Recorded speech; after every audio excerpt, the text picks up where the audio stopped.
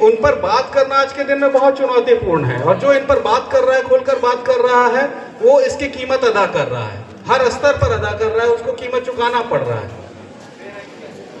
पर बावजूद इसके अगर देश बचा हुआ है तो इसलिए कि कुछ लोग अब भी नहीं डरते हैं, क्योंकि वो याद करते हैं कि इतिहास में जो है, जो हमें आजादी हासिल हुई, उसके लिए बहुतों ने बहुत कुछ गंवाया।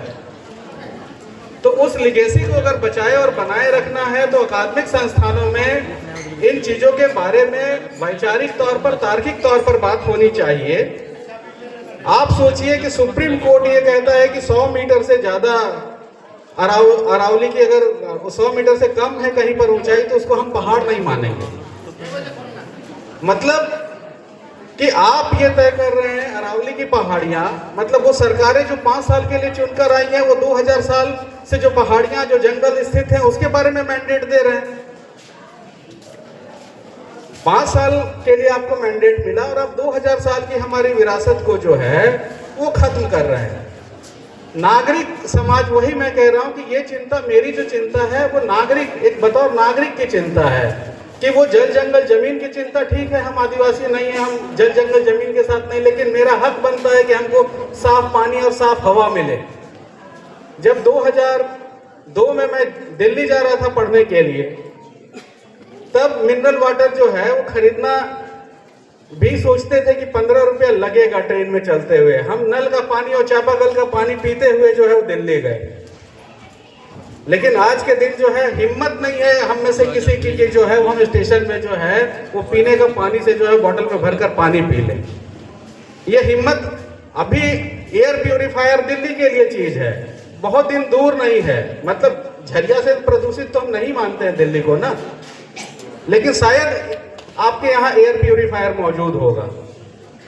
और डेवलपमेंट में दिल्ली से बहुत पीछे है, बहुत डेवलप्ड है, लेकिन अब एयर प्यूरिफायर से लेकर वो तमाम तरह की चीजें वो इस्तेमाल कर रहे हैं। तो डेवलपमेंट में अगर आपके साथ आपकी क्रय शक्ति नहीं बढ़ रही है तो फिर आप समझिए कि आपका जीवन जो है उसका कोई मोल नहीं रह जाना है। मैडम बहुत अच्छी बात कह रही थी, पेस्टिसाइड्स की जो बात कर रही थी। आप देखिए कि हमको कितना डराया गया डालडा के नाम पर, कितना डराया गया सरसों तेल के नाम पे, ड्रॉप्सी और इन सब चीजों के नाम पर। लेकिन मेडिकल रिपोर्ट्स उठाकर आप देखिए कि ना तो तब वो डालडा खाते हुए इतने हार्ट अटैक होते थे, ना डालडा खाते हुए इतने जो है वो कैंसर के केसेस थे।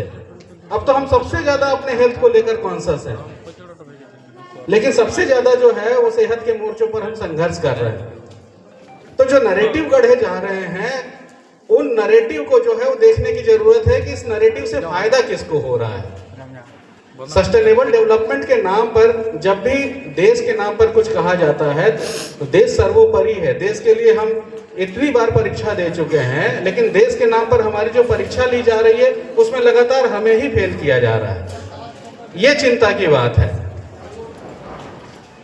मैं उदाहरण तो बहुत आपको दे सकता था, लेकिन चूंकि समय कम है तो मैं सिर्फ इतनी ही बात कहना चाहता हूं कि सस्टेनेबल डेवलपमेंट के नाम पर जो औद्योगिक घराने हैं, उन औद्योगिक घरानों को प्राकृतिक संसाधनों की लूट की एक छूट दी जा रही है, मुनाफा को एकीकृत किया जा रहा है। वो मुनाफा चुनावों के जीतने में जो है वो काम आ रहा है। तो हमारा जंगल हम ही से छीनकर जिनको दिया जा रहा है, वो चुनावी चंदे के तौर पर जो जंगल उनको सौंप रहे हैं, वो न्यायालय की मदद से, दूसरे नियामक संस्थाओं की मदद से ये चीजें इतने संवैधानिक तरीके से घटित हो रही है कि एक नागरिक के पास आज के दिन में कोई अधिकार नहीं रह गया है।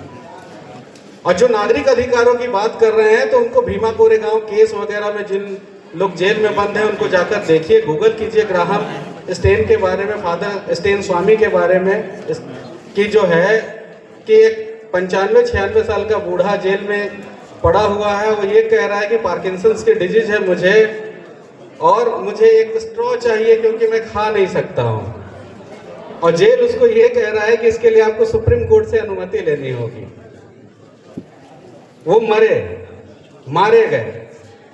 क्यों मारे गए?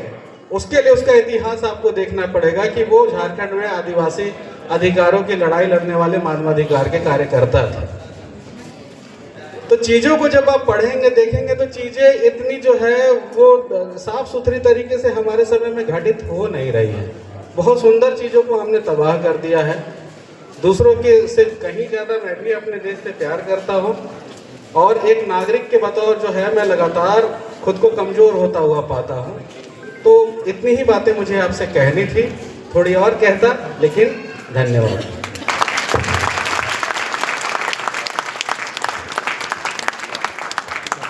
हम लड़ेंगे कि लड़े बगैर कुछ नहीं मिलता, हम लड़ेंगे कि अभी तक लड़े क्यों नहीं।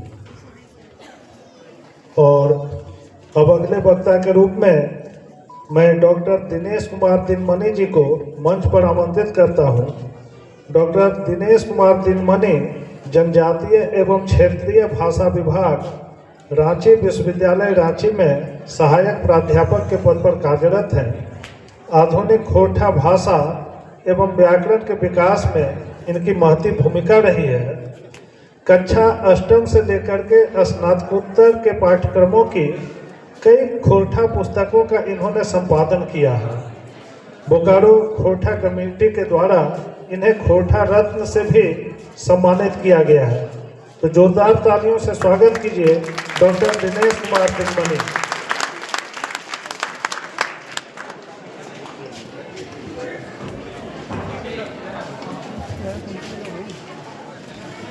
सबको जोहार। मंच पर आसीन हमारे प्रबुद्ध जन, सम्मानित अतिथिगण, खासकर पद्मश्री दादा मधु मंसूरी हसमुख जी का विशेष अभिनंदन। हम लोग अक्सर मिलते रहते हैं अनेक कार्यक्रमों में। आज जो ये आयोजन है ये झारखंड के परिप्रेक्ष्य में देखा जाए तो एक बहुत ही महत्वपूर्ण और आवश्यक सोच के साथ किया गया आयोजन है। इस आयोजन में जो अभी तक बातें आई हैं सचमुच विचारणीय है। हमारे सामने प्रबुद्ध जन बैठे हुए हैं, शिक्षकगण बैठे हुए हैं, छात्र छात्राएं शोधार्थी बैठे हुए हैं। सभी के लिए बहुत चिंतन का विषय मिल रहा है इस आयोजन से और आने वाले दिनों में इस चिंतन का एक साकार रूप सामने आए तो बहुत ही अच्छा होगा झारखंड के परिप्रेक्ष्य में। मेरा जो विषय है वो है भाषा को लेकर। भाषा यानी मनुष्य की सभ्यता का सबसे पहला आविष्कार और सबसे महत्वपूर्ण आविष्कार। भाषा अगर नहीं होती तो आज मनुष्य पशुवत होता। भाषा ने ही हमारे ज्ञान की परंपरा को इस मुकाम तक पहुंचाया है, तकनीकी विकास को इस स्थान तक ले गया है कि आज दुनिया एक मुट्ठी में कैद हो गई है। तो भाषा का मुद्दा है। झारखंड के परिप्रेक्ष्य में भाषा क्या है, भाषाओं की स्थिति क्या है, भाषाओं के संरक्षण संवर्धन उसके विकास में अभी तक क्या क्या हुए हैं, क्या होना बाकी है, क्या चुनौतियां हैं, इन संदर्भों पर मुझे बात करने के लिए कहा गया। समय का दबाव है, कम है समय, चूँकि बहुत समय हो चुका है तो जो कहना था सब कुछ तो कहा नहीं जा सकता, लेकिन इतना मैं कहूँगा कि झारखंड भाषा के मामले में एक अनूठा प्रदेश है। यहाँ 3 प्रजाति के जहाँ मनुष्य निवास करते हैं वहीं 3 भाषा परिवार की भाषाएं भी बोली जाती हैं। ऑस्ट्रिक परिवार से 4 भाषाएं, संथाली, मुंडारी, हो, खड़िया, बल्कि उससे ज़्यादा है। इनको मान्यता प्राप्त है सरकारी स्तर पर। बाकी असूर, पिरोजिया, बिरहोरी, भूमिज ये भाषाएं ऑस्ट्रिक फैमिली से हैं, इनको अभी तक मान्यता नहीं मिली है। वहीं आर्य भाषा परिवार से खोरठा, कुरमाली, पंचपरगनिया और नागपुरी भाषाएं मान्यता प्राप्त भाषाएं हैं जिनको एकेडमिक स्तर पर बहुत दिनों से पठन पाठन कराया जा रहा है। तो ये जो भाषाएं हैं और एक कुड़ुख मालतो जो कि द्रविड़ फैमिली की भाषा है, 2 भाषाएं द्रविड़ फैमिली से यहाँ झारखंड में बोली जाती हैं, कुड़ुख और मालतो।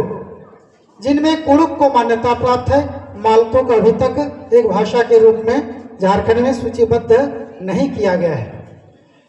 तो इन भाषाओं की जो अभी स्थिति है, दो तरह की स्थितियां हैं।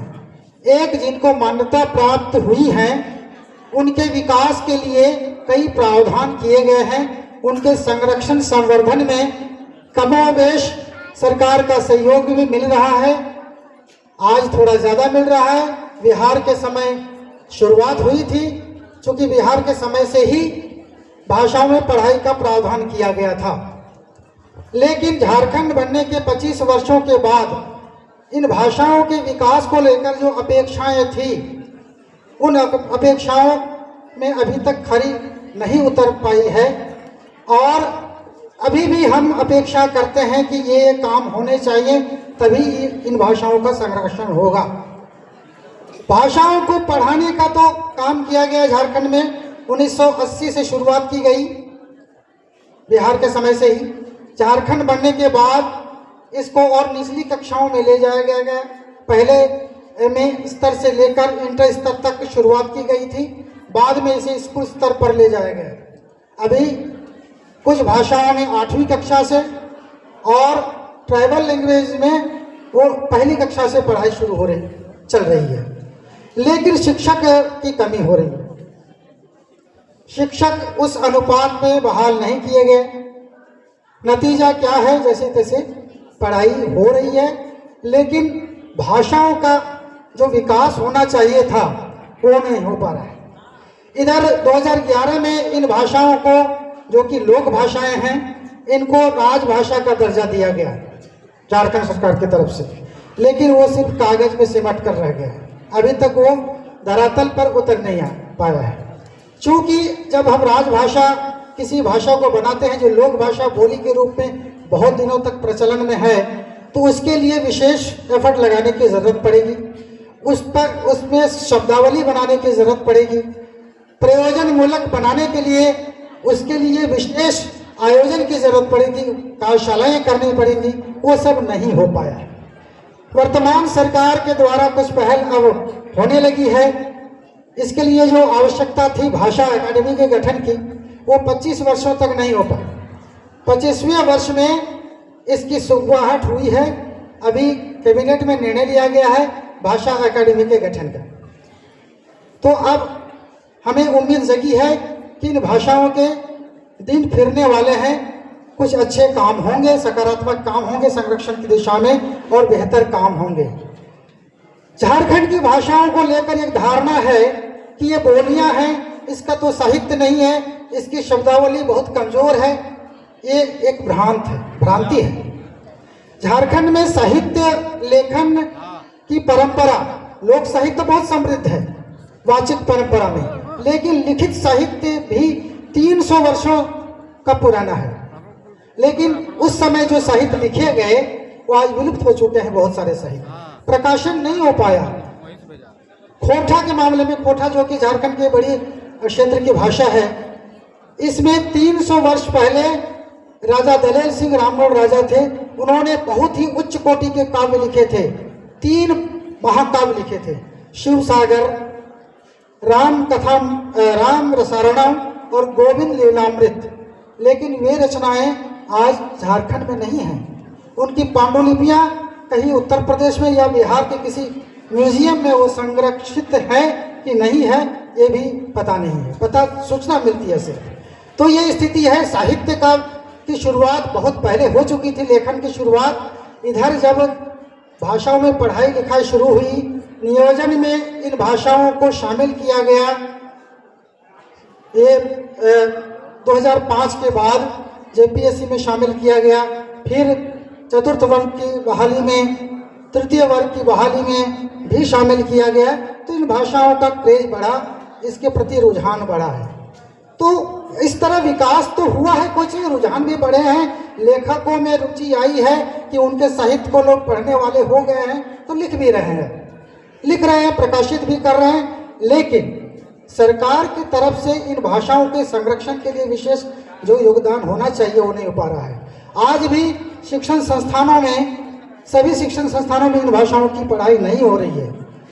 कई वर्षों पहले रांची यूनिवर्सिटी में इन भाषाओं की पढ़ाई शुरू हुई थी पीजी स्तर पर।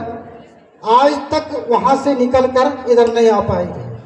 इधर देखिए ये जो बीबीएम के है जहाँ ये आयोजन है इसके कॉलेज में, यहाँ अभी तक एमए स्तर पर खोरठा की पढ़ाई शुरू नहीं हो पाई।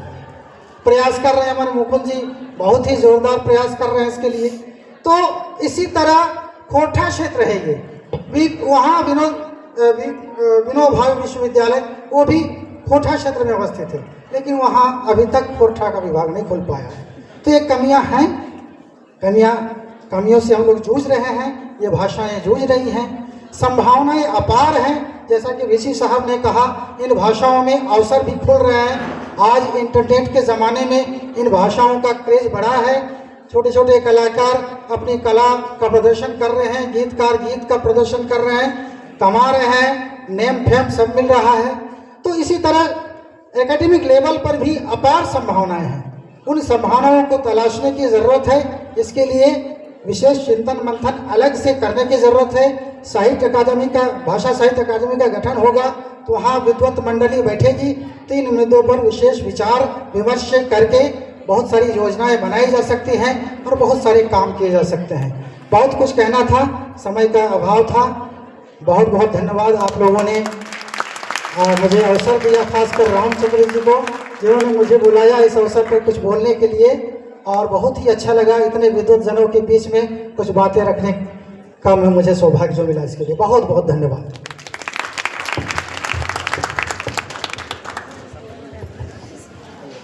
झारखंड के भाषाओं के संरक्षण और इसके विकास के लिए प्रयास की आवश्यकता है। झारखंड का गौरव और विकास यहाँ की स्थानीय भाषाओं के विकास के साथ भी जुड़ा हुआ है। और मंच पर 2 ऐसे व्यक्ति हैं जिन्होंने हम लोग जो भी आज कार्यरत हैं उसकी प्रेरणा के स्रोत रहे, उनके मार्गदर्शक रहे और बहुत कुछ हम लोगों ने सीखा है। एक professor doctor S K. Agarwal sir जो आरएसपी कॉलेज झरिया के छात्र रहे, और आज जितने भी हम लोग शिक्षक कार्यरत हैं, हम लोग जब ज्वाइन किए थे तो सर प्राचार्य जी थे और हम लोग इन्हीं के नेतृत्व में पहली बार जीवन में काम करना शुरू किए। तो मैं सबसे पहले तो जो भी स्टूडेंट हैं वो जो सम्मान है, जो परंपरा है एकेडमिक, तो इन लोगों के द्वारा स्थापित किया गया है और उसी का अनुपालन करने का हम लोग प्रयास कर रहे हैं। तो सबसे पहले तो सर के लिए जोरदार ताली। और मैं डॉक्टर एस.के. अग्रवाल सर को मंच पर आमंत्रित करता हूँ, वे अपना वक्तव्य हम लोगों के बीच रखें।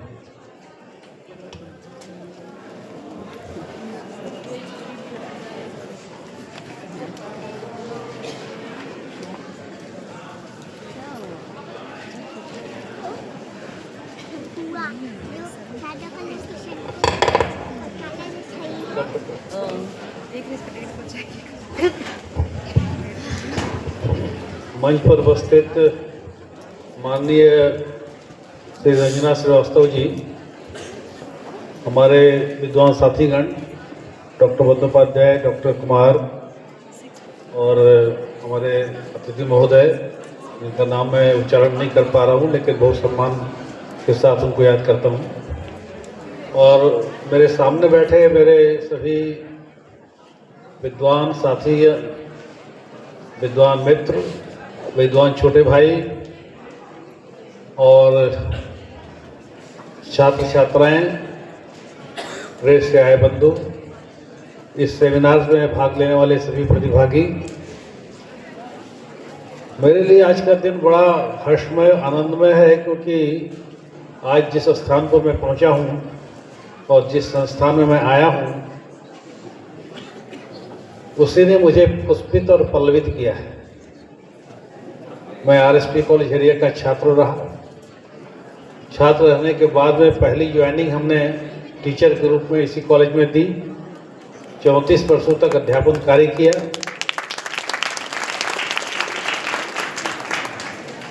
उसके बाद विश्वविद्यालय को अपनी सेवाएं दी।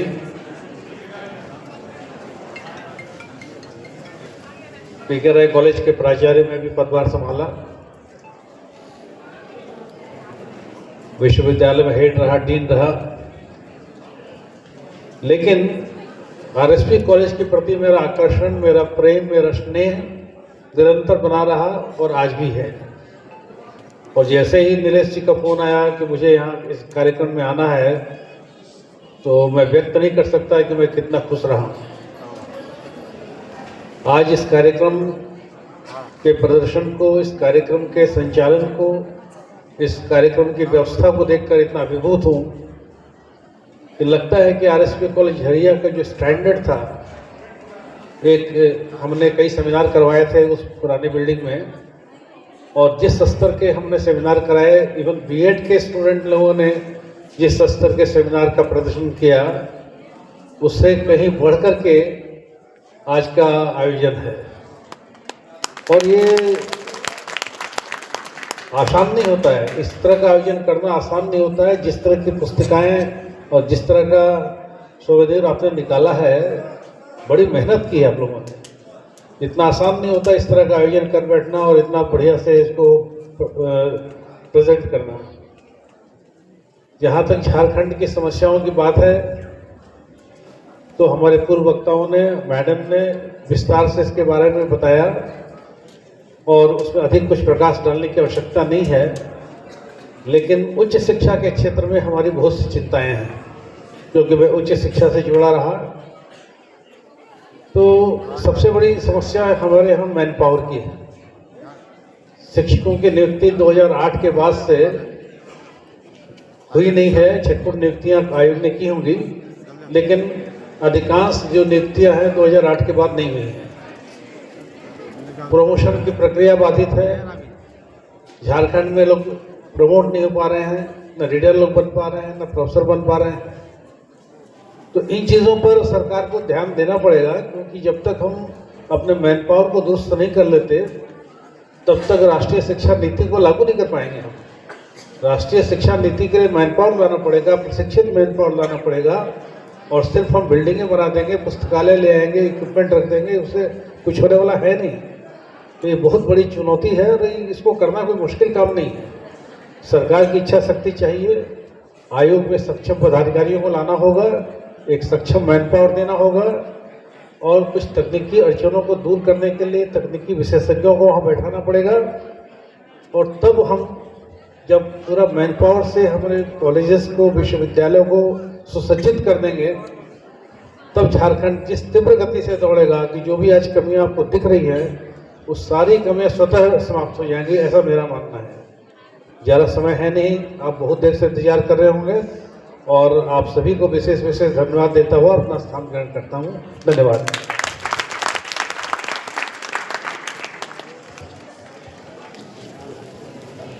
अब मैं डॉक्टर के बंदोपाध्याय सर को मंच पर आमंत्रित करता हूं कि आज के कार्यक्रम से संदर्भित अपने विचारों को हमारे बीच रखें।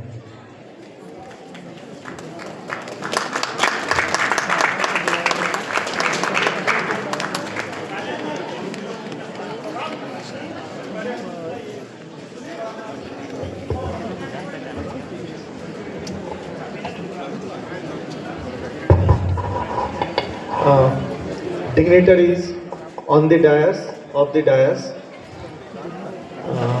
my dear colleagues, teachers, research scholars, students of RSP College Jharia and from other colleges, media persons, non-teaching staff members, and staff members of RSP College Jharia. When I come to this college, I think I am coming to my home, because I started my academic journey also from this college. And before formation of this university, Vinod Bihari Mahato Koilanchal University, I had been at this place in the Department of Physics. and RSP College Jharia for the last 25 years. I think it is the 8th or 9th national and state level seminar conferences are being conducted. And in the first 6 national seminars, I acted as a rapporteur. So I know to what extent the teachers of this college, the research scholars and the students and the non-teaching staff members are working very hard. And obviously, as a student of science and as a student of physics, it is natural that I should talk about physical problems or problems related to physics and scientific development of this state. But the main issue is sustainable and inclusive Jharkhand, key issues, challenges and solutions.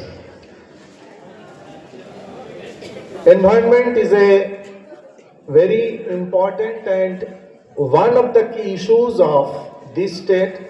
Particularly, we experienced it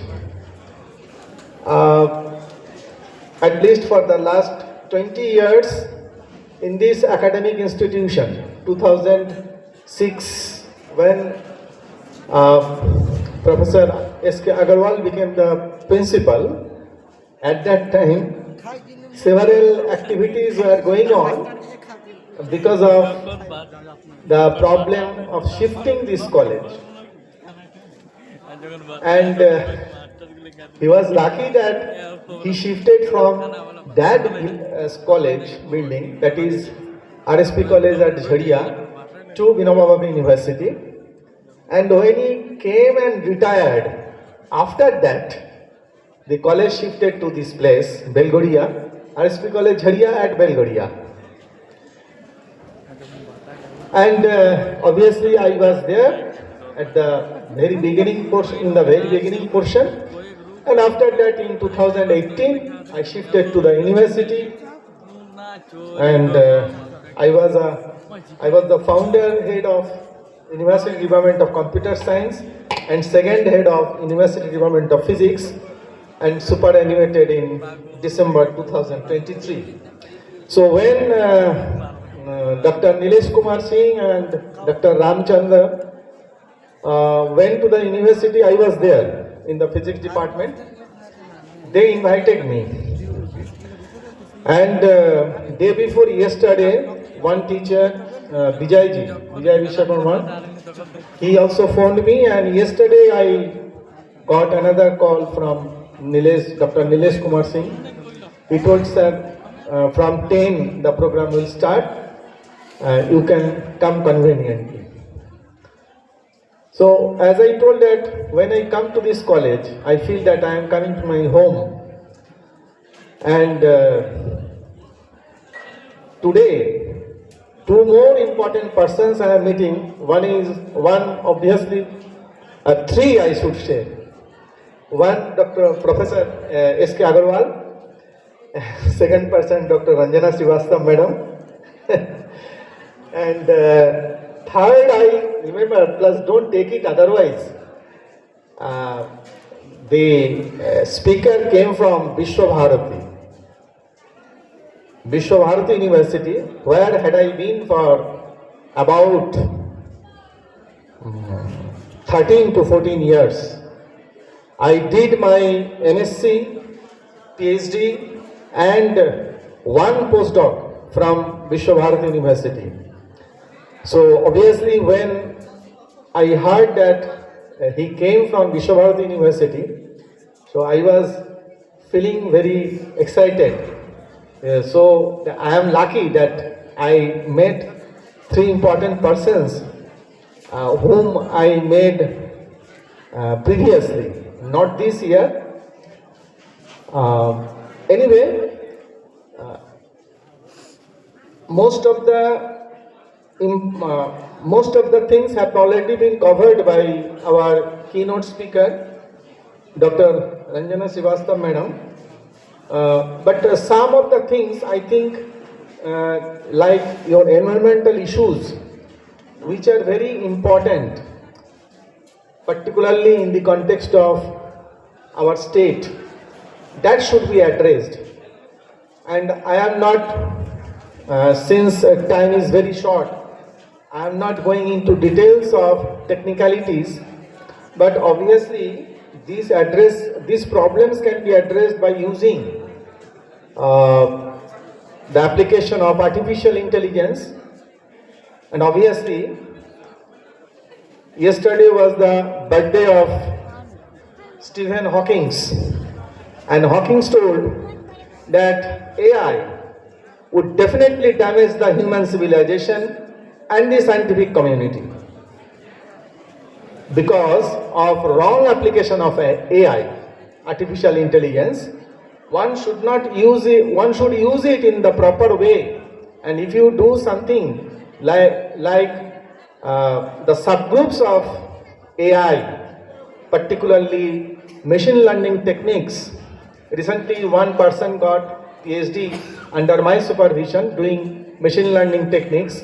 Machine learning techniques and deep learning process, you can address the issues of environmental problems like air pollution, rainfall, temperature control, dew point temperature, even solar radiation, which are very, very important in the context of our state and in the context of Dhanbad also.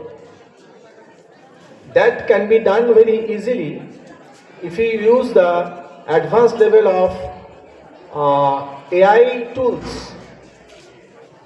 And some of the other problems have been addressed by several scientists and several teachers, researchers of our university, that is Vinod Bihari Mahato Koilanchal University, and some other places like IIT ISM, Kolhan University.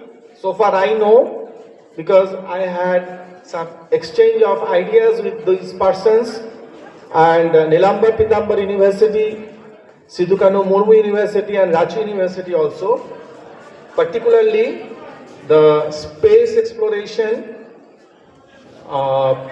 in case of biotechnology and health science, nuclear energy and technology, information technology and artificial intelligence, quantum computing and emerging technologies, and obviously some problems of, some are not some, a major portion of nanoscience and nanotechnology, these are being addressed by several researchers of our university and IIT ISM also. One of them is sitting here, Dr. Dhananjay Kumar Singh, who is also doing, although he is from theoretical physics background, but he is doing a lot of works on nanoscience also. So, and there are some people who are in IIT ISM, they are also doing these problems. So, in the field of science and technology,